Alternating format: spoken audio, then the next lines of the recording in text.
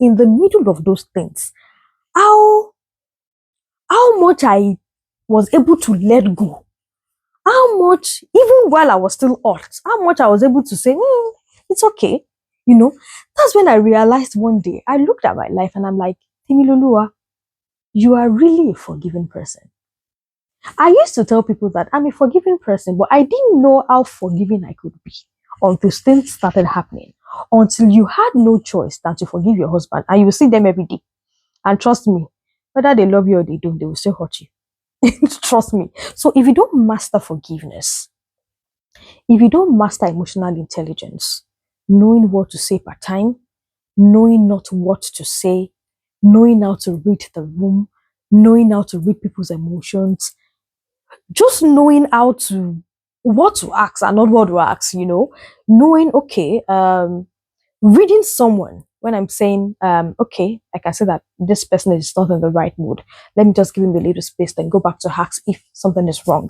Knowing those things, if you don't master them, they will rise up against you. Those are the things that will act like little foxes in that marriage that you're about to get to. And I'm not talking about women alone. I'm talking about men too. Men, if you don't master forgiveness, if you don't master the emotional integrity, if you don't master how to talk, words, use of words, see, these things, they will end up rising against you.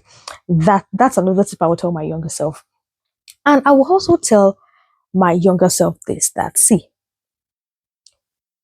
marry what you see, not the potential. Before, people used to say, marry potential. If he has if he has it in him to become rich, just stay there. See, if it is potential, there are a lot of people who has potential that are on the street. Trust me, just because somebody has potential to succeed does not mean they will. And because you marry that potential, if they don't manifest that potential you want in them, you will resent them for the rest of your life. So this is what I tell people. Marry what you see. See, if it is a guy earning 100,000, believe you me, have it at the back of your mind that this is what this guy is bringing to the table. This is what I'm bringing to the table. This is what we are going to live on. So if it surpasses that in few years, glory be to God. If it doesn't, you've already had it at the back of your mind that, okay, this is what we're living on and I'm okay with it. So like I say, marry what you see. When it comes to potential, when it comes to character, people don't change you. I mean, someone have lived like that for like 30 something years.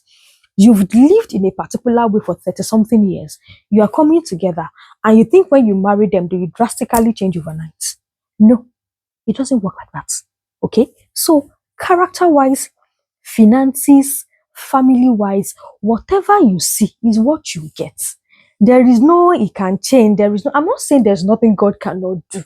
Trust me, God can do a lot and God change people. But you can't actually put your entire life on that. And because of that, marry and say, it will change. Don't worry. Don't be shocked if it doesn't. All right. That is another thing. Another tip I would tell my younger self is, you know what? You're one. The best team you can have in the world is the team of husband and wife. See, even if you don't have much, if both of you are transparent and you can come together, you will build a lot and it will be as if people are billionaires, even if you don't have much. So don't have this, it is my own. It is my own. I'll tell you a story. All right. So years ago, I was in I think I was in one of my cousin's place and we were discussing, and my cousin was actually advising me on marriage, and he was saying, Temilolu, sorry, I'm going to speak this in Yoruba. Ma ba ọkùnrin dòwò pọ̀, ma kówó fọ́kùnrin o. Like, don't build with a man. That's what my cousin was just trying to say. In essence, like, don't build with a man. If he's building his own thing, you too build your own thing. Men, they are terrible. You will build with them. They will go and bring another wife home, or they will start having girlfriend. This one, that one. He was just saying a whole lot. And I looked at her, and sincerely, she was very right with whatever she said, because obviously she was probably talking from experience or from the opinions of what she has heard. And she was giving me that advice as a younger sister. And sincerely, she was right. But as at that point, what she was projecting on me was I experienced. So I remember I got home and I was telling my mama, this and this is what this person told me today. And my mom said, Timmy, don't enter a marriage with a biased mindset, in the sense that the person you're about to marry has not even done anything to you. And you want to go to that mindset that, hey, like, yeah, I cannot give you my money. Hey, because of this that has happened to my mother, this has happened to my uncle, this happened to my auntie. I mean, your father is not your husband. They are different men.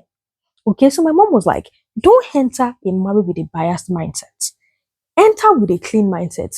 If the man you now married prove you wrong, and even with everything you are trying to gather together with him, at the end of the day, he misbehaved. You can now decide to act otherwise. But until then, don't judge him even before he committed the offense. I don't know if you get what I'm saying. So don't enter a marriage with a biased mindset. They already told me this is how women used to behave. They already told me this is how men used to behave. Please, if the man is building his own house, start building your own. No, until he does something that makes you decide to take another decision on another route, but until then, act with him, behave with him the way he is. Those are just things I can say. And if there's any other thing I can tell my younger self is, again, you're not growing too old, you're not growing too fast. Time is on your side. See, nobody's rushing anywhere. Nobody can marry anybody's husband. That's what I used to tell people. See, in this same life, people are getting divorced and remarry. Single people of 40 are getting married. Trust me, when it's time, the Lord said, I, the Lord, will make it happen. So just wait for your own time. Don't rush into anything. Whatever behavior you are getting from a man is what he is. Men are men of actions. I don't know if you get what I'm saying. If a man does not like you, you will know. And please follow your instinct, your gut feeling.